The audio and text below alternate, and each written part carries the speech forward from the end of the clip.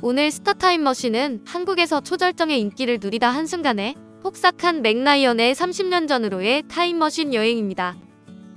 맥 라이언은 1961년 11월 19일 미국 코네티컷주 페어필드 출신의 영화배우로 전 남편으로 배우 데니스 퀘이드, 자녀로는 잭 헨리와 데이지 트루가 있습니다.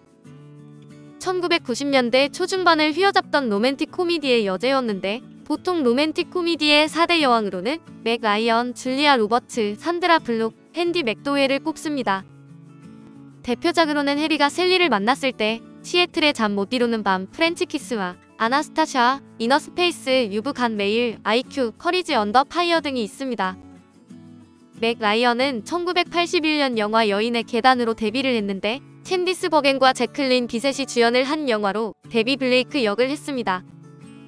이어서 1983년에는 탑건의 구스의 아내 캐롤 역으로 몇 장면 나오는 조연으로 출연을 하는 등 조연으로 몇몇 작품에 출연을 했습니다. 일약 스타가 되는 맥 라이언. 그러던 그녀를 스타로 만든 작품은 1989년에 해리가 셀리를 만났을 때로 주연, 셀리 올브라이트 역으로 나와 전세계 사람들에게 존재를 각인시키게 됩니다. 우연히 알게 된 사이인 해리와 셀리가 친구로 밀당을 하다 고비도 겪지만 연인이 된다는 뻔한 로맨틱 코미디이지만 배우들의 연기, 훌륭한 각본과 연출로 지금까지도 사랑받는 명작입니다. 해리가 셀리와 식당에서 식사하면서 지금까지 만난 모든 여자를 만족시켰다고 하자 셀리는 여자는 오르가즘을 가짜로 연기할 수 있다며 즉석에서 오르가즘을 연기해 보이는 장면이 큰 화제를 모았습니다. 그 모습을 보던 옆 테이블의 할머니가 웨이터에게 저 여자가 먹는 걸로 주세요 라고 해서 모든 사람을 빵 터지게 만들기도 했습니다. 맥 라이언은 1993년에 시애틀의 잠 못 이루는 밤에 톰 행크스와 출연해 다시 전 세계에 자신의 존재를 알리게 됩니다.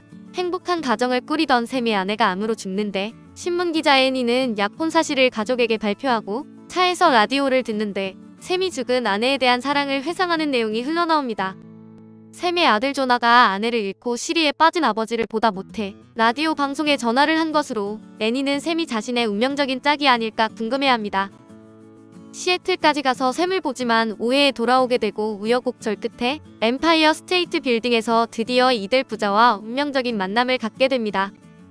이 영화로 맥 라이언은 세계 문남성들의 가슴을 후려쳤고 자신의 머리 스타일을 전 세계에 유행시키는데 윤사마의 바람머리의 원조로 최진실, 김원준 등 한국 연예인들이 따터 따라했을 정도였습니다. 1995년에는 그녀의 또 하나의 대표작인 프렌치 키스로 다시 대박을 터뜨리는데 사실 영화는 큰 대박을 치지 못했지만 2차 시장에서 대박을 친 것입니다. 순진한 역사 선생 케이트는 의사인 찰리와 약혼한 사이로 그와 새 가정을 꾸밀 꿈에 부풀어 있지만 비행기 타기를 무서워해 파리에 가자는 찰리의 제의를 거절하고 집에 홀로 남습니다. 얼마 후 케이트는 찰리로부터 사랑하는 여자가 생겼다는 전화를 받고 그 길로 비행기를 타고 가던 중 기내에서 위크라는 남자를 만나는데 그는 여행과 섹스를 두려워하는 케이트의 소심함을 꿰뚫어 봅니다. 당시 최진실이 코미디 프로그램에서 프렌치 키스에서 맥 라이언이 당하던 음식물 이송 카트에서 넘어져 얼굴이 음식 범벅이 되던 장면을 따라했던 바 있었습니다. 1998년에는 톰 행크스와 공연한 코미디 영화 유브 간 메일을 발표했는데 현실 세계에선 숙적인 두 남녀가 이메일을 통해 사랑을 쌓고 완성해 가는 과정을 기분 좋게 그려낸 영화입니다. 당시 인터넷 연애가 화두가 될 정도로 센세이션을 일으켰는데 원작은 두 남녀가 펜팔로 연애한다는 내용이지만 리메이크에서는 서로 다른 서점을 하는 경영자가 이메일로 연애한다는 소재로 바꿨습니다. 국내에서도 호평이 줄을 이뤘고 적당히 흥행했는데 뒤에서 말할 유명한 맥 라이언의 망언 여파가 완전히 가시지 않았던 탓에 다소 아쉬운 성적을 보인 편이라는 분석도 있습니다.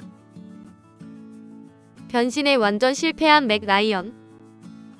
그러나 인더컷과 케이트 앤 레오폴드가 실패한 것을 기점으로 커리어는 완전히 쪼그라들어 근근히 작은 영화에 여러 역에 나오고 있는 정도로 커리어 관리를 잘못한 것에 기인했습니다. 깜찍발랄한 이미지로 인기를 얻은 배우들은 시간이 지날수록 인기가 사그라들기 시작하고 새로운 길을 찾아야 하는데 맥 라이언은 그 지점에서 실패를 한 것입니다. 에이미 애덤스나 리스 위더스푼이 대표적으로 그들은 맥 라이언과 달리 이미지 전환에 성공했지만 그녀는 변신을 시도한 프루프 오브 라이프가 망작 소리를 들었습니다. 게다가 나름 초강수였던 제인 캠피온의 인더컷도 실패를 하면서 치명타를 맞고 말았습니다. 사실 나이에 비해 많이 어려 보이는 동안이었고 귀여운 이미지라서 그렇지 거의 30살 때부터 인기를 얻었기 때문에 90년대 말에는 나이가 꽤 들어 상큼 발랄하던 외모가 시들어가고 있었습니다. 외모나 나이나 로맨틱 코미디를 더하기는 늦었고 심각한 역을 맡기엔 연기 역량이 부족했으며 기존 이미지가 걸림돌이 된 탓도 있었습니다. 게다가 약쟁이 막장 남편이라는 개인사까지 겹쳐 있었는데 2013년 6월에는 축 처진 얼굴에 부풀어 오른 입술로 나타난 그의 근황이 공개되었습니다. 과도한 성형으로 인한 후유증 의혹을 샀는데 그의 옛 모습을 기억하던 팬들에게 충격과 공포를 선사한 것입니다. 이 같은 맥 라이언의 달라진 모습을 접한 현지 외신들은 맥 라이언에게 붕어 입술이란 별명을 붙이며 맥 라이언이 성형 중독으로 콜라겐 주입 시술을 너무 많이 받았기 때문이라고 전했습니다. 나름 반전을 꾀하려고 TV에도 출연하고 2016년 동료들을 캐스팅해 감독에 데뷔를 했으나 처참한 평을 받고 사라졌고 그 뒤론 활동이 거의 없는 상황입니다. 2018년 픽터팔이라는 드라마를 찍고 로카르노 영화제에서 공로상을 받았는데 감독으로 이미지 회복을 노리는 것인지 2022년 새 감독 프로젝트 왓 해펀즈 레이터를 발표했습니다. 여담으로 1989년에 영화 귀여운 여인의 여주인공 배역 제안이 들어왔지만 거절했는데 이유가 스토리가 너무나 진부하고 상투적이라는 이유에서였답니다. 결국 배역은 줄리아 로버츠에게로 전달되었고 로버츠는 이 영화로 최고의 인기를 누리게 되었으며 사랑과 영혼도 거절을 했다고 합니다. 맥 라이언이 귀엽고 발랄한 역만 맡았다고는 하지만 173cm의 큰 키에서 나오는 묘한 섹시함과 퇴폐미도 한 몫을 했습니다.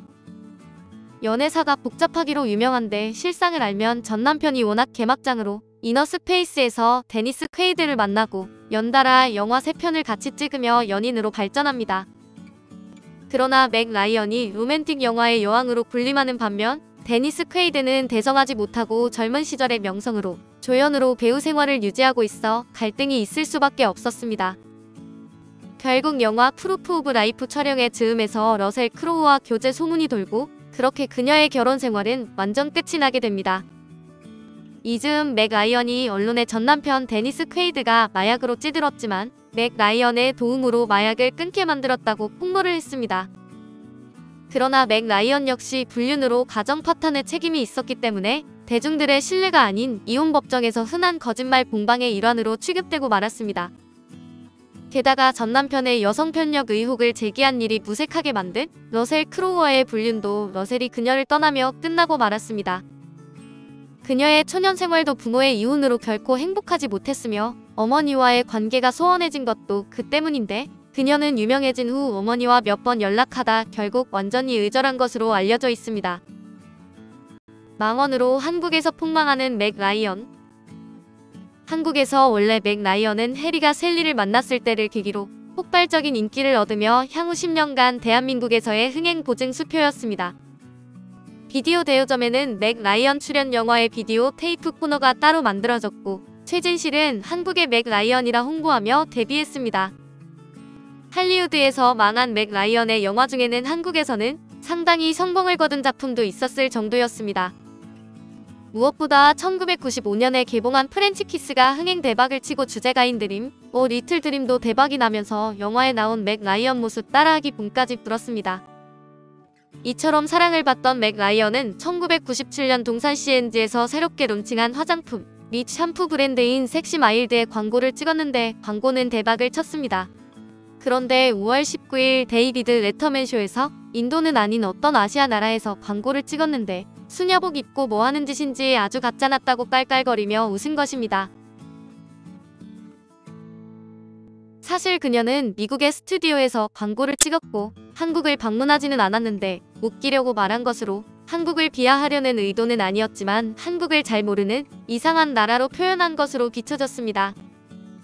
그 발언이 AFKN을 통해 알려지면서 한국은 발칵 뒤집혔고 PC통신은 그녀에 대한 비난으로 가득 찼으며 한국인들은 그녀에 대한 모든 호감을 걷어들여 버렸습니다.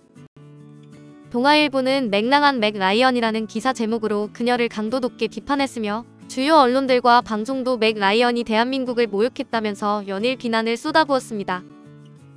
광고주 측은 광고 방영을 취소할 수도 있다면서 발을 뺐고 맥 라이언의 신작 에딕티드 러브가 한국에서 망할 조짐이 보이자 그녀는 방송국에 사과 팩스를 보내게 됩니다.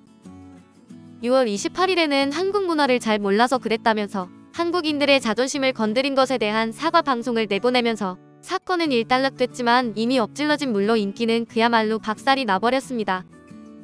광고는 계약이 해지되어 더 이상 나가지 못했으며 광고 모델은 추상미로 교체되었고 맥 라이언 영화는 한국에서 처참한 흥행 성적을 거두면서 지지부진해졌습니다. 이후 독일 영화 베를린 천사의 시를 리메이크한 시티 오브 엔젤이 마지막 한국 흥행작이었으며 이후로 한국 극장가에서 사실 그녀의 인기는 완전히 사라졌습니다. 한국이란 나라가 그녀의 커리어에 크게 영향을 끼치던 곳은 아니라 해당 사건으로 배우로서 타격을 입진 않았으나 아이러니하게도 몇 년 후부터 미국에서도 퇴물 배우로 전락하기 시작했습니다. 오늘 스타타임머신은 한국에서 초절정의 인기를 누리다 한순간에 폭삭한 맥 라이언의 30년 전으로의 타임머신 여행이었습니다.